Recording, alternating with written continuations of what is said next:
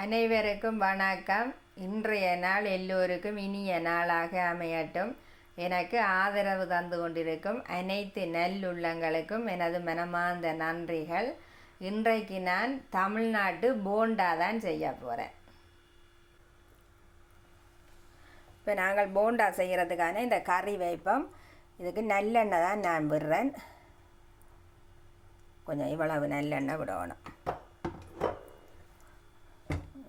நல்லெண்ணெய் போண்டா நான் மரக்கறியெல்லாம் வச்சு தான் செய்ய போகிறேன். இந்த ஒரு கேரட் எடுத்து இப்படி திருவி வச்சிருக்கிறேன். இது கொஞ்சம் கோவா, இது புறாக்கோழி கொஞ்சம் சின்னனா வெட்டி வச்சிருக்கிறேன். உள்ளி, இஞ்சி, பச்சை மிளகாய் இது தாளிக்கிறதுக்கு. இது 3 பெரிய வெங்காயம் வெட்டி வச்சிருக்கிறேன். இது அவிச்ச இந்த பட்டாணி கொஞ்சம் எடுத்து வச்சிருக்கேன், பச்சை பட்டாணி. இது கொஞ்சம் காஸ்கொட்டை, 3/4 கிலோ உருளைக்கிழங்கு அவிச்சு இப்படி உளுத்தி வச்சுருக்கிறேன் கையால் 3/4 கிலோ. மற்றது மல்லியில் கருவேப்பிலை. இந்த மரக்கறிகள் இருந்தால் போடலாம், அல்லது தனிய கிழங்கிலும் செய்யலாம். நான் இந்த மரக்கறிகளும் போட்டு தான் செய்ய போகிறேன். இந்த லீஸ்ட்டு அதுகள் இருக்கிற மரக்கறியை போட்டு செய்யலாம். இப்போ கடுகு போடுவோம் தாளிக்க.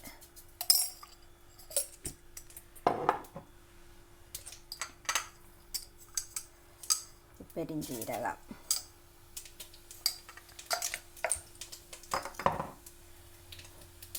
கொஞ்சம் உளுத்தம் பருப்பு போடுவோம்.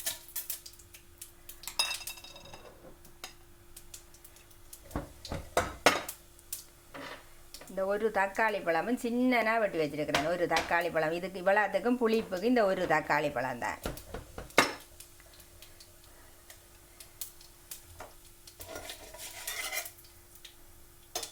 இதுகள் வெடித்த உடனே இந்த இஞ்சி போடுவோம் முதல்ல.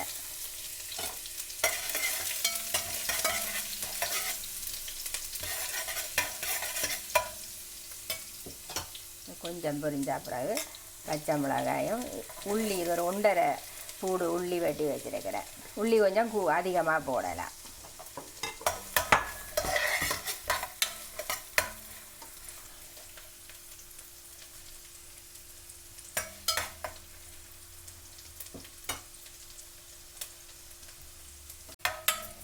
இப்போ இஞ்சி உள்ளி கொஞ்சம் இவ்வளவு அவிஞ்சால் போதும், ஆக பொன்னிறமாக பொரிய தேவையில்லை.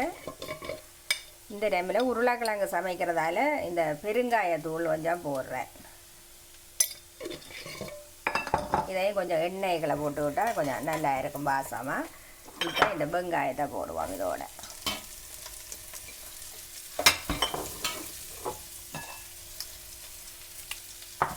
வெங்காயம் வதங்கிறது கொஞ்சம் உப்பு போட்டு விடுவோம்.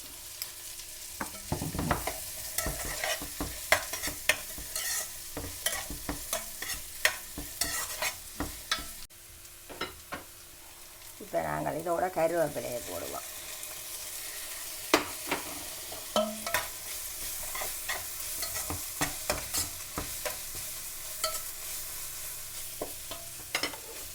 இதோடைய கோவா, கேரட்டும் போடலாம். தக்காளி பழம் இவ்வளவும் ஒரு அரைவாசி வதங்கணும். இந்த பட்டாணி இதெல்லாம் கெதிய அவிகிற பொருட்கள். அப்போ இப்போ போட தேவையில்லை, இதை கொஞ்சம் நேரத்தால் போடலாம். இது ஒரு 5 நிமிஷம் வதங்கின அப்புறம் போடலாம். இப்போ இது ஒரு 3 நிமிஷம் இப்படியே வதங்காட்டு.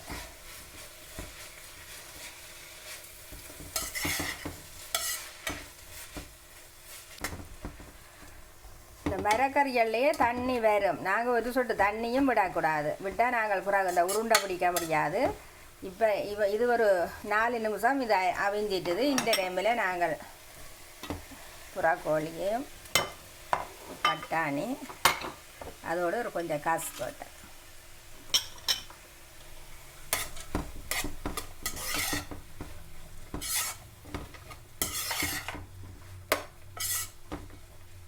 இப்போ நாங்கள் இதுக்கு தேவையான தூளெல்லாம் போடலாம். இதில் இருக்கிற தண்ணியிலேயே அந்த தூளெல்லாம் அவிஞ்சிடும்.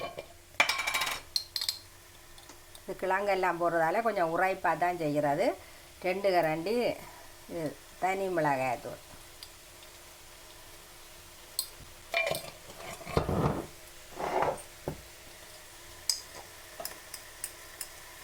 ஒரு கரண்டி மஞ்சள்,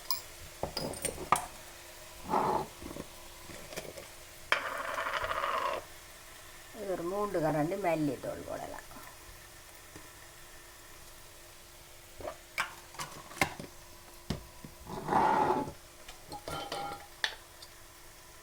சீரகத்தூள் ஒரு கரண்டி,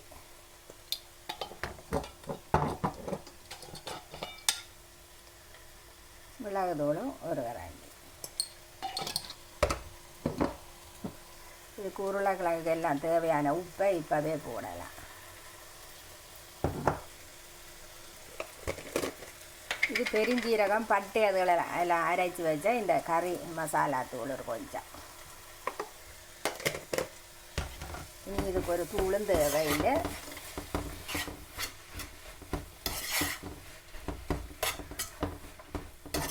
இப்போ நல்லா இப்படி மசிச்சு இதுவும் இந்த தூள் வைக்கையெல்லாம் போகிற அளவுக்கு ஒரு 10 நிமிஷம் இது சின்ன நெருப்பில் இப்படியே அவிஞ்சா பிறகு தான் நாங்கள் உருளைக்கிழங்க கடைசியாக போடுறது.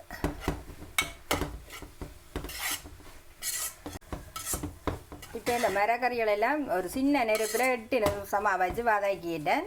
இப்போ இந்த டைமில் நாங்கள் உருளைக்கிழங்க போடுவோம். 3/4 கிலோ உருளைக்கிழங்கு இது அவிச்சு போட்டு கையால் இப்படி பிணைஞ்சு தான் எடுத்தேன். நான் வெட்டை இல்லை, இதை இப்படி கொஞ்சம் பிணைஞ்சு எடுக்கிறது நல்லது. இப்போவே மல்லி இலையும் போடலாம்.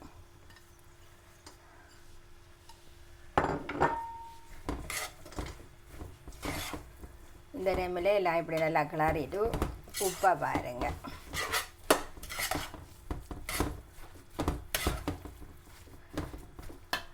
இதுக்கும் தண்ணி இருக்கக்கூடாது. எல்லாம் ஒன்று சேர்ந்து அடுப்பை நல்லா குறைச்சிட்டு சின்ன நெருப்பில் இதுவும் ஒரு 7-8 நிமிஷம் இப்போ இதே மாதிரி இதையும் நாங்கள் இப்படி உருட்டி எடுக்கிற மாதிரி தண்ணி இல்லாமல் இப்படியே காய்ச்சி எடுக்கணும்.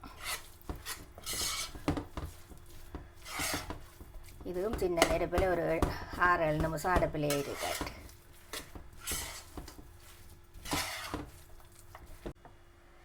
இப்போ நாங்கள் இந்த போண்டாவை துவைச்சி போடுறதுக்கான மாவை பார்ப்போம். இது வந்து கடலை மா 300 கிராம் கடலை மா எடுத்துருக்கிறேன். இது இந்த பூந்தி லட்டதுகள் செய்கிற அதே மா தான். இது 100 கிராம் வெள்ளை பச்சை அரிசி மா, அது 300 கிராம், இது 100 கிராம். இது தேவையான கொஞ்சம் உப்பு,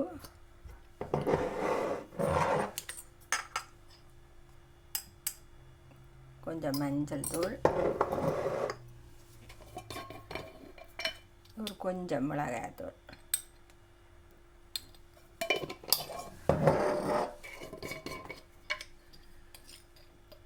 கொஞ்சம் பெருங்காயத்தூள்.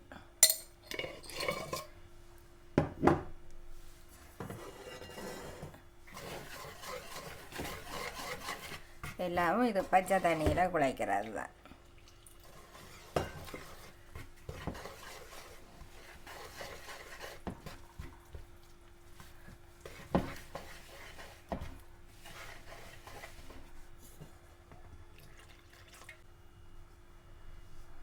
இப்போ நான் இந்த மா நல்ல கட்டிகள் இல்லாமல் கரைச்சி வச்சுருக்கிறேன். இப்போ நாங்கள் இந்த கிழங்கு இதையும் உருட்டுவோம்.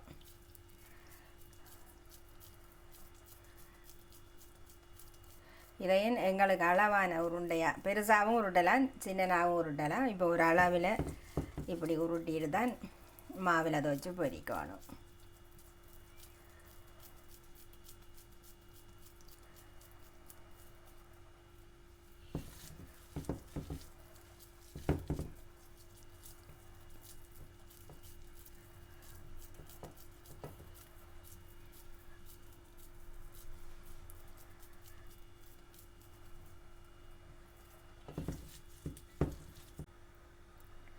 இப்போ நான் எண்ணெயும் வச்சு கொஞ்சம் எண்ணெயும் சூடாகிட்டுது. இந்த மா வந்து ஆக தண்ணியாக கரைக்கக்கூடாது. இது வந்து அந்த வாழைக்காய் அதுகளில் பச்சி செய்கிறது, அதுக்கேற்ற மாதிரி இருக்கணும். இப்படி இருக்கணும், ஆக தண்ணி மாதிரி இருக்கக்கூடாது. அந்த உருண்டையில் கொஞ்சம் கூட நாங்கள் துவைச்சி போடுற மாதிரி இருக்கணும்.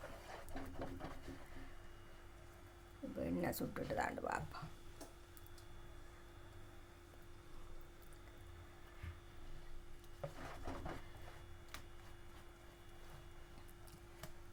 இப்போ நாங்களும் ஒரு உருண்டையாக எடுத்து இதுக்குள்ளே இப்படி துவைச்சிட்டு எடுத்து போடுவோம்.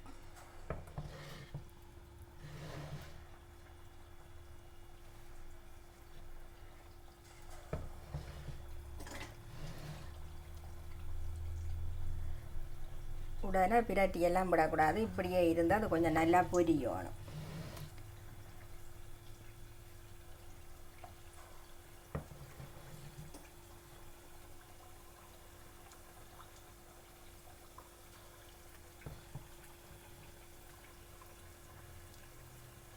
ஆக கணக்கவும் போடக்கூடாது, இப்படி ஒரு சட்டி அளவுக்கு போட்டால் போதும்.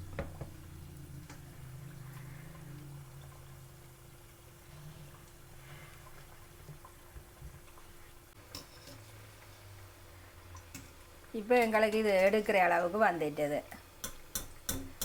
இந்த அளவுக்கு பொரிஞ்சால் போதும்.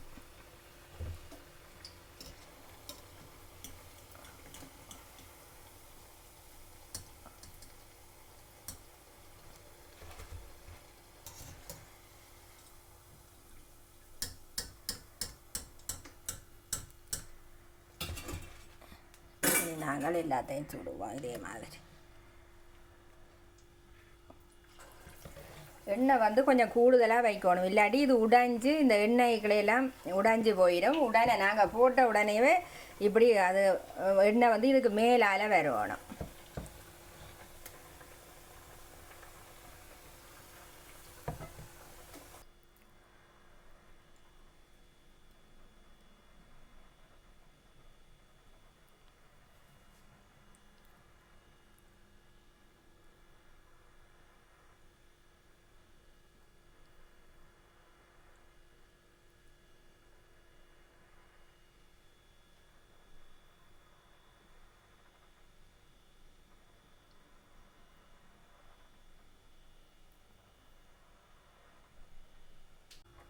இப்போ போண்டா எல்லாம் சுட்டு நல்லா ஆறிட்டுது. நல்ல மரக்கறி கிழங்கெல்லாம் வச்சு நல்ல ஆரோக்கியமான ஒரு போண்டா தான் செய்திருக்குது. இது இந்த கடலை மாவுலும் செய்கிறதால ஒரு தனி டேஸ்ட்டாக இருக்கும்.